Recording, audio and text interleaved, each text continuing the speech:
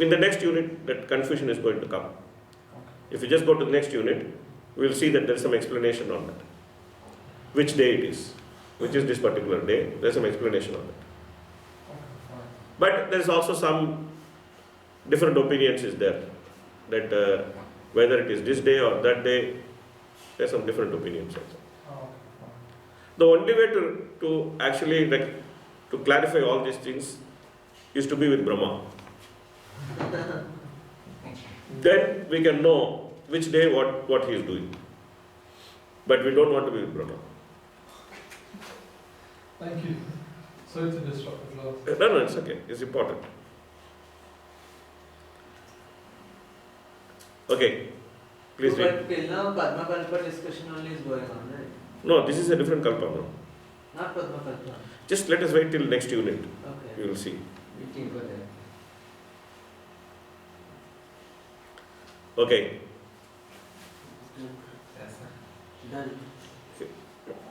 Okay. In the Bhakti Rasavar Sindhu, it is said that a person whose only desire is to render transcendental loving service to the Lord is a free person in any condition of material existence. That service attitude is the Surupa or real form of the living entity.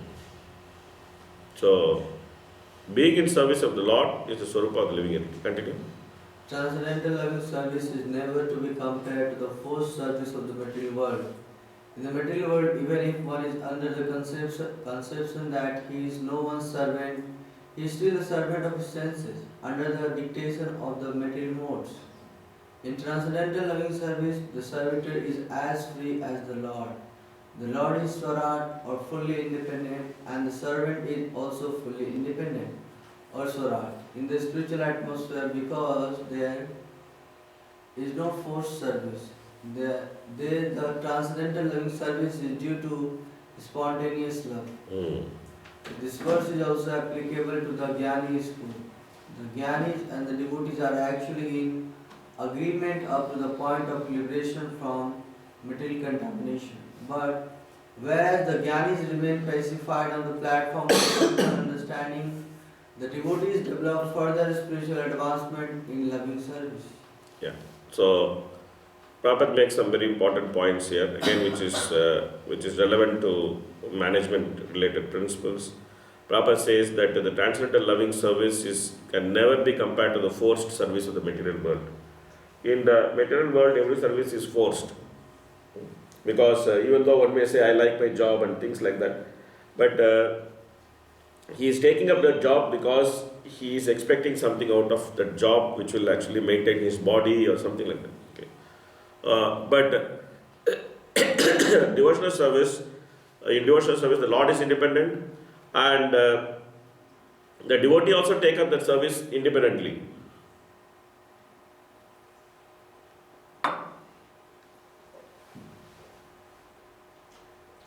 And the biggest driving force in the spiritual service is simply love.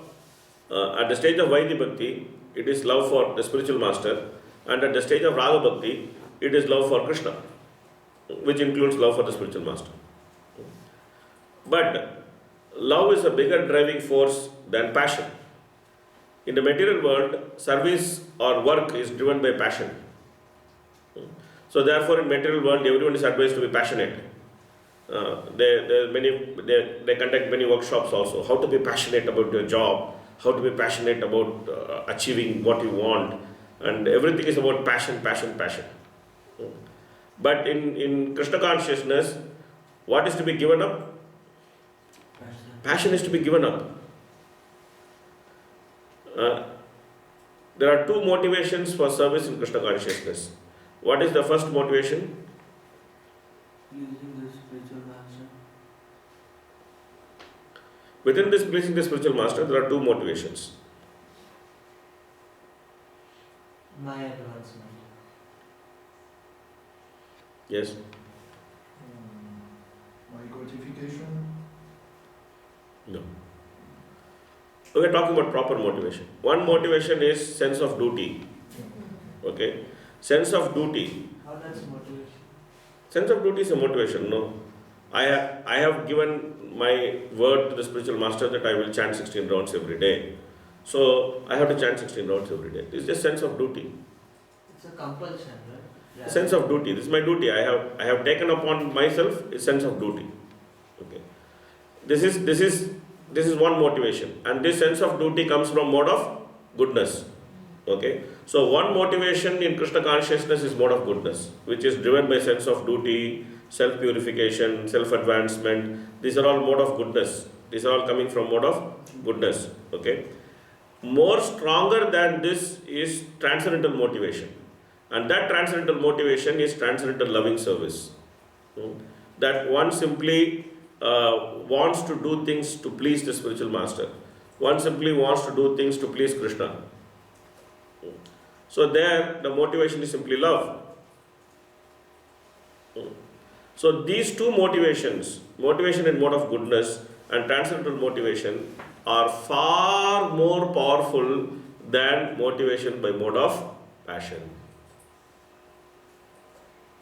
They are far more powerful.